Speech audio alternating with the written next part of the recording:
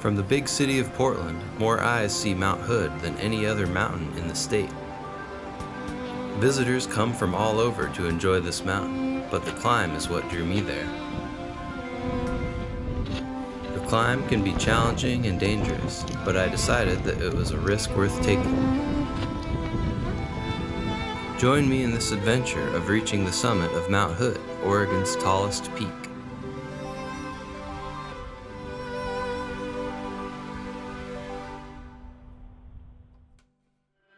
Hood is the northernmost Oregon Cascade. It is also the tallest Oregon peak at 11,000 feet. The most common climbing route is on the south side of the mountain. Starting from Timberline Lodge, the route passes by the highest ski lift, up through the summit crater, and then up one of a few technical summit climbs. Many claim that Mount Hood is the world's second most climbed mountain behind Mount Fuji. With so much activity, Mount Hood is a hotspot for injuries, rescues, and deaths. One of the more extreme rescues recently required a helicopter evacuation. Climbers here should go the extra mile in preparing and staying safe.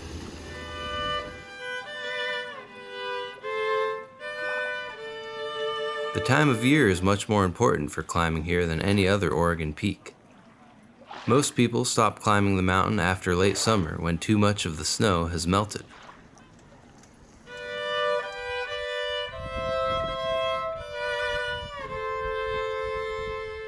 After peak climbing season, tons of loose rock and ice roll down the mountain. Dangerous features are also revealed, like the Bergschrund, which is a separation of ice that forms a deep crevasse. In the fall, almost no one summits Hood, and climbers wait until winter or spring, which is what I did.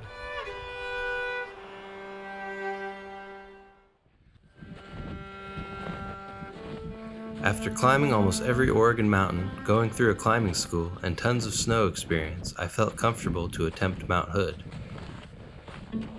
Some might call that overly cautious, and people with much less experience go up this mountain, but that doesn't always end well. The climb began in the dark from Timberline Lodge. We traveled parallel to the Palmer lift, and after that we would get out gear for the more difficult terrain. The main required gear for climbing Mount Hood are crampons and an ice axe. Crampons attach to specialized mountaineering boots and have sharp spikes. These come in very handy to get solid contact on the steep icy slopes.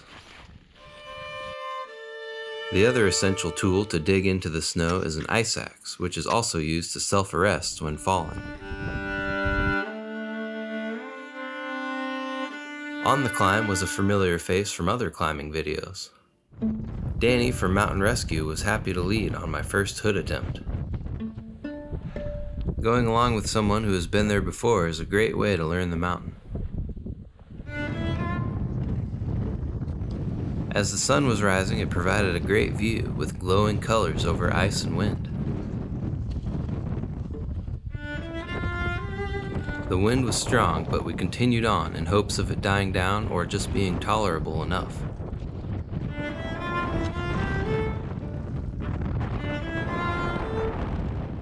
Winter is much more difficult for a Mount Hood summit than spring when most climbers go. The early climb season brings ice, storms, and increased avalanche danger. But storms can come at any season, and we picked a day that had a possibility for good conditions. It was exciting to be halfway up Hood with the summit in view. We approached Crater Rock, which sits right at the base of the technical climb.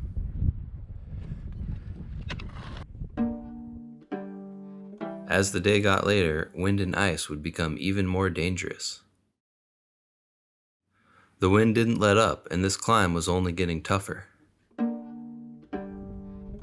After getting to Crater Rock, we would need to decide on continuing or not.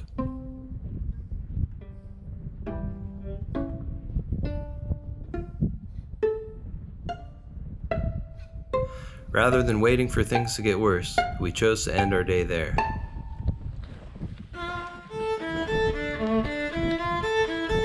Turning around can be painful after all that effort and not being able to say you achieved the goal. I've turned around on a few different mountain summit attempts, and after some time has passed, I have been very glad for those decisions. On this day, I didn't get a summit, but I got some valuable mountain experience. The mountain wasn't going anywhere, and I would wait for another opportunity with better conditions.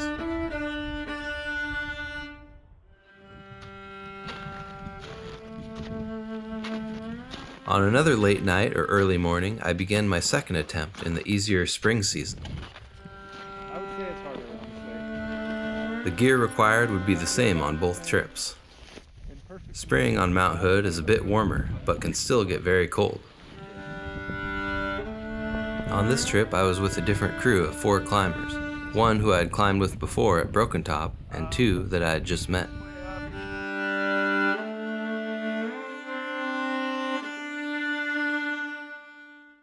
Let's start where we left off on the last attempt, right at Crater Rock.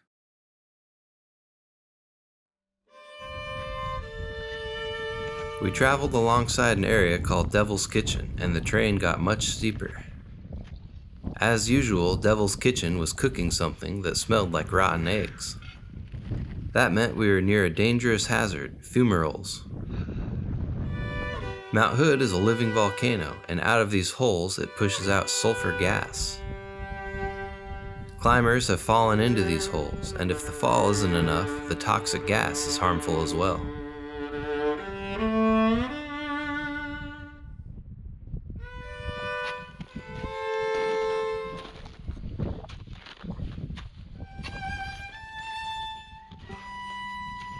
After passing by Devil's Kitchen, we approached an important landmark called the Hog's Back.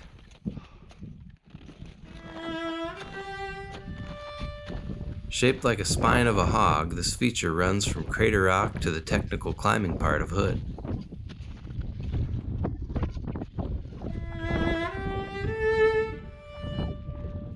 At the start of the ridge is one of the safer spots to stop, refill, and adjust gear.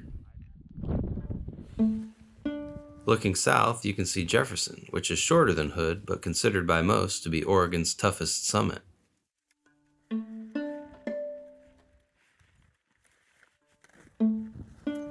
There's also a good view of the crater and its climbing routes. Traveling up Hog's Back, the main routes are left to Old Chute and right to Pearly Gates.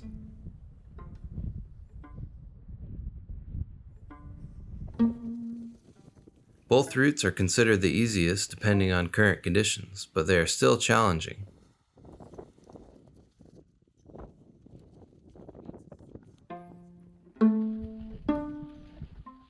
We began making our way up Hog's Back to meet the much steeper final climb.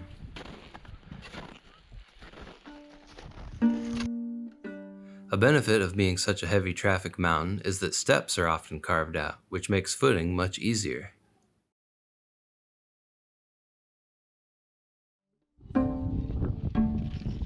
At this point on Hog's Back, we decided to go left and climb up Old Chute. On this traverse, there is a risk of falling and sliding into a fumarole.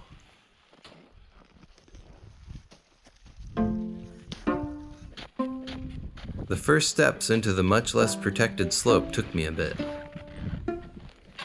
Falling there would be a real test of self-arrest skills, which is how you use the ice axe to stop yourself from sliding further.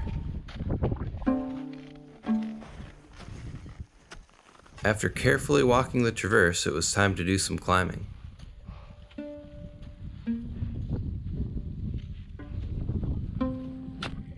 At this point, each step is a kick into the snow with crampons to get firm footing. The ice axe provides another point of contact in addition to being an emergency tool. The climb up Old Chute was a bit intense as I had to constantly hold on with no time or place for a break. There isn't much else to say about it, so I'll use this time to talk about the origin of Mount Hood's name. The name Hood comes from a British Army officer naming the peak after another British Army officer who actually fought against America.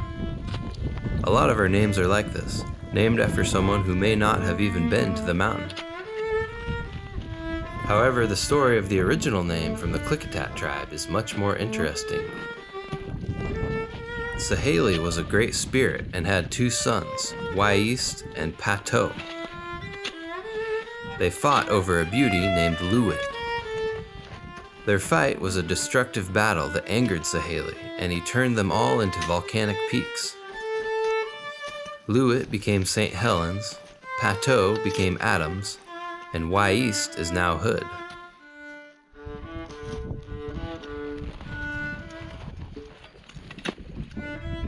While in the middle of the climb, my camera died. I was recording for an extended period, and the extreme cold didn't help the battery. Usually I could pull out another battery, but there wasn't a good place for that on this steep climb. After a long icy climb, we had made it past the toughest part and could relax a bit.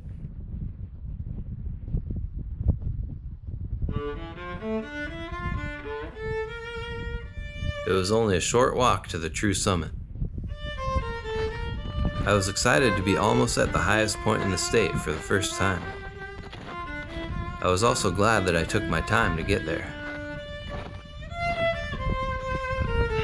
Having turned around on the last attempt and many other summits behind me, I felt comfortable on the mountain. My main advice for climbing Hood would have to be to go when you are ready. Climbers should do whatever they need to prepare and make a safe summit.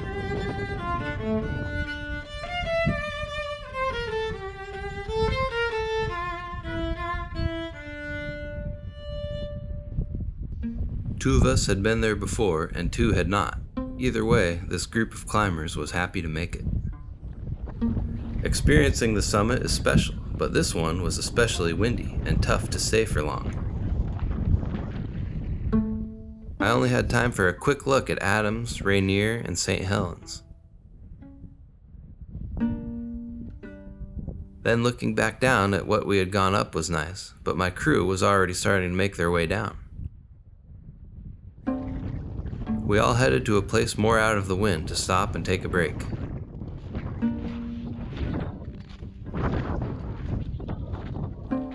It was a quick summit experience, but I was feeling proud and relieved. It was still cold, but being out of the wind was nice. We enjoyed the south side view and had some lunch. Not long after reaching the summit, we had to prepare for the descent. We chose to go down the other way through Pearly Gates.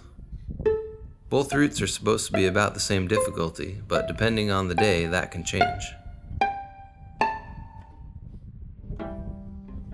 With pickets in the snow as an anchor attached to a rope, we protected the steepest part of the descent.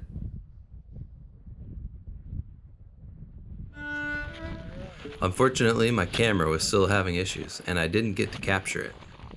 The best I can do is this reversed footage from the climb up. We slowly descended until reaching the end of the rope, where we would have to free climb the last part. Usually my mountain stories end after the exciting climax of reaching a summit. But there was a little more to this story. As I was free climbing down, the person above me yelled, "Stop!" A climber had fallen right below me. I had to hold this position for what felt like a very long time until signaled it was clear to go. The climber had a gear malfunction which ended up causing them to slip and fall hundreds of feet. They eventually stopped at the flatter part of the bowl before the fumarole. When I was cleared to continue down climbing, every step was a little more intense. I tried to not let it affect me and continued to descend with confidence. The climber had some injuries and would wait for Portland Mountain Rescue to carry a sled from the bottom. Eventually they did recover after getting off the mountain, but not everyone is that fortunate after a hood fall.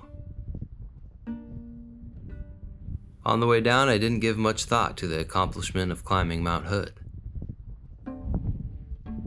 My mind was occupied with trying to stay safe myself and hoping the injured climber would be okay.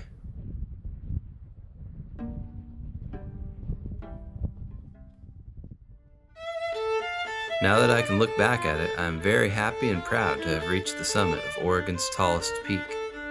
Everyone that wants to achieve this should give it a try after putting in some work to learn the necessary skills. After summiting Mount Hood, there is only one more major Oregon peak for me to show on video, but Mount Jefferson will have to wait until next year.